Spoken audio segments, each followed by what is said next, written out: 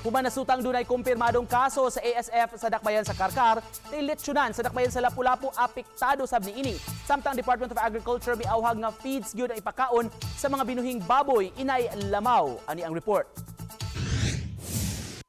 Nagpaabot unta si Sunshine Moralde nga moabot ang kapin sa gatos ka mga baboy gikan sa Negros Oriental aron litsyonon. Apan nabaraw kini human mipagawa si Governor Gwen Garcia og executive order nga nagdili sa mga baboy ug mga pork related products nga gikan sa Negros Oriental. Tungod niini, wala na sila magamit nga baboy aron litsyonon. Gipahibaw ni Dr. Janice Togonon, Lapu-Lapu City Veterinarian nga magsugod na og profile sa mga litsyonon nga nahimutang sa dakbayan.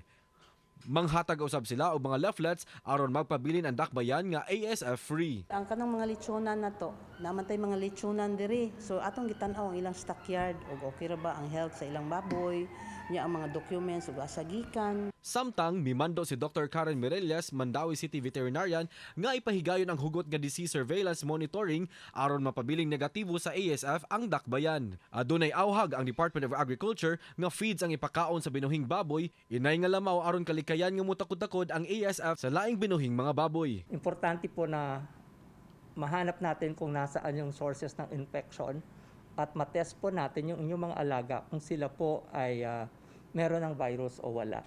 Kauban si Clans Gabutin, Mark Rajabelia. GMA Regional TV Live.